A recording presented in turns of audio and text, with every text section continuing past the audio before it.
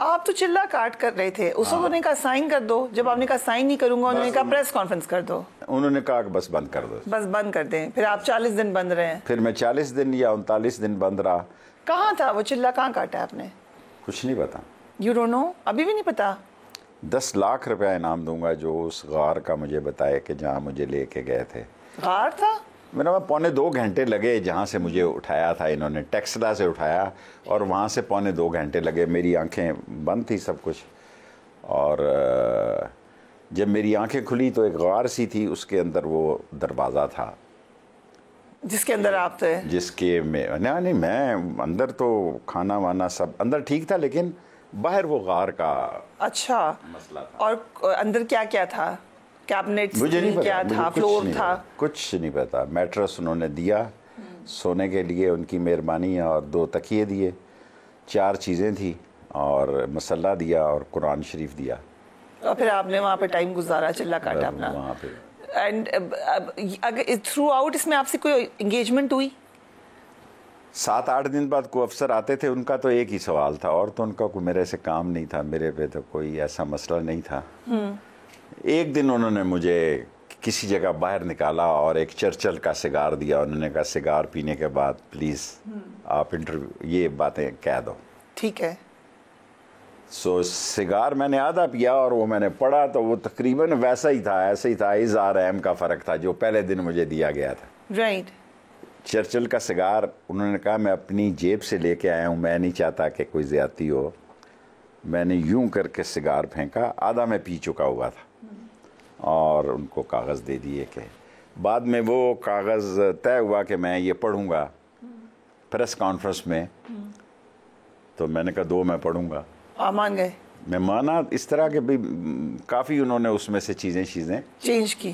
ठीक उसको। क्या आपने कहा था कि औरतों के बारे में कोई बात नहीं होगी? इमरान खान के खिलाफ भी मैं बात नहीं करूंगा, मैंने कहा। ये आपने कहा? ठीक। मैं उसकी पार्टी में नहीं हूँ।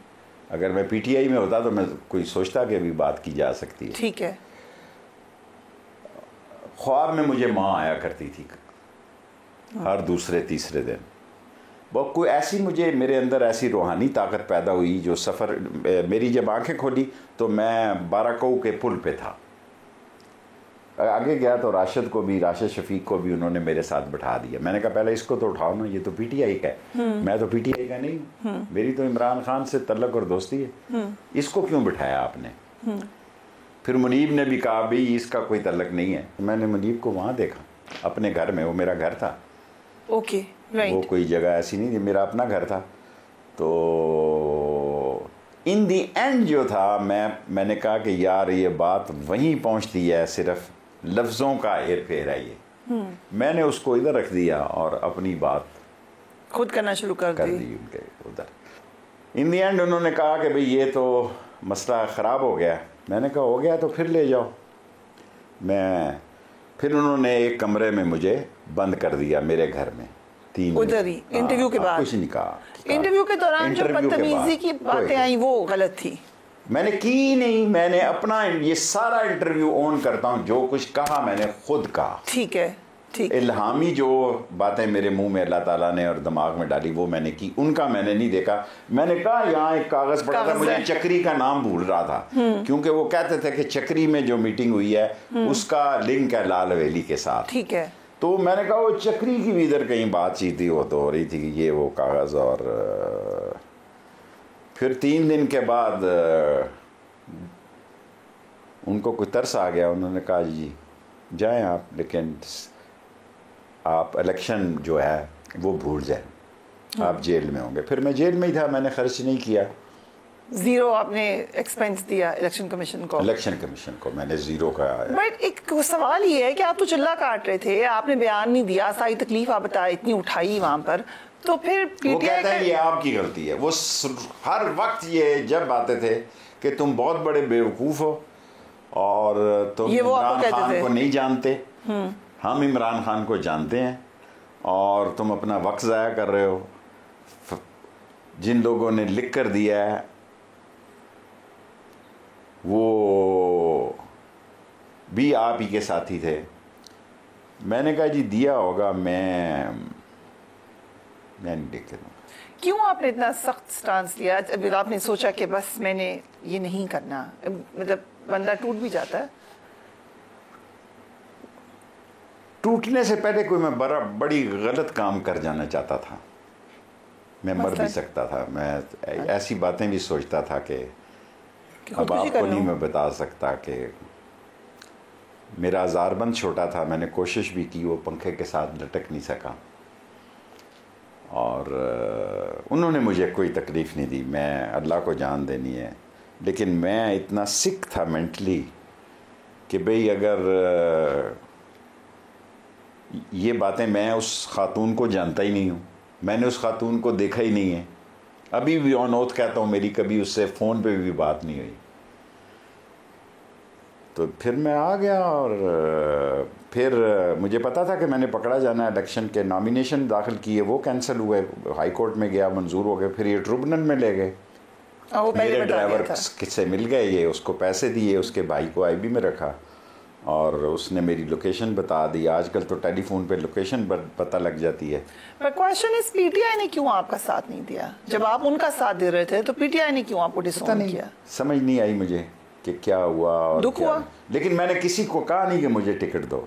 मैंने अपनी तौहीन समझा कि मैं इमरान खान को कहूँ कि मुझे टिकट। लेकिन आपको दुख हुआ? ऑफ कोर्स, मैं इंसान हूँ। मेरे दिल में ये बात तो है ना, लेकिन मैंने ये जाहिर नहीं की, ना कोई उसके खिलाफ बात की। बाहर निकल कर भी मैंने उसकी हमायत में बयान दिया। उस वक्त ये सोचा कि चलो अब कर देता हूँ प्रेस कॉन्फ्रेंस वाला लाइटर। मैंने कहा उस वक्त तो नहीं सोचा कि टिकट नहीं दिया तो अब मैं कर देता हूँ प्रेस कॉन्फ्रेंस। नहीं, टिकट नहीं दिया का तो मुझे देर से पता लगा कि भाई ये हो रहा है। असल में तो पहले क्यानी साहब थे, कह रहे थे कि वो आ रहे हैं। मैंने कहा ठीक है। फिर मैंने अहद कर लिया था कि मैंने उसको दोस्त कहा है, मैं उस दोस्ती पर दाग ना पड़ने दूं। और मामूली सी बात है, 17 दफ़ा मैं वज़ीर रहा हूँ, एक दफ़ा है मैंने पहले भी मैं आ रहा हूँ इलेक्शन 2, तो एक दफ़ा और हार गया तो कौन सी क़यामत आ गई। जो जीत गए उन्होंने क्या तलवारें चलाई हैं, सारे घोड़े गधे खच्चर बांधे हुए हैं असम्बली में। किसी की मैं जानता ही नहीं। एक मुझसे गलती हुई, पिछले दिन मैं कहीं जा रहा था, अल्लाह मेरा गुनाह माफ़ करे, तो एक बंदा काफ़ी मेरे करीब आ रहा था। वो उधर बैठा, उधर से उधर बैठा, फिर इधर आया। मैं समझा ये कोई आईबी का बंदा है। तो मैंने कहा तुम आईबी के आदमी हो? उसने कहा जी मैं तो MNA हूँ इस वक्त।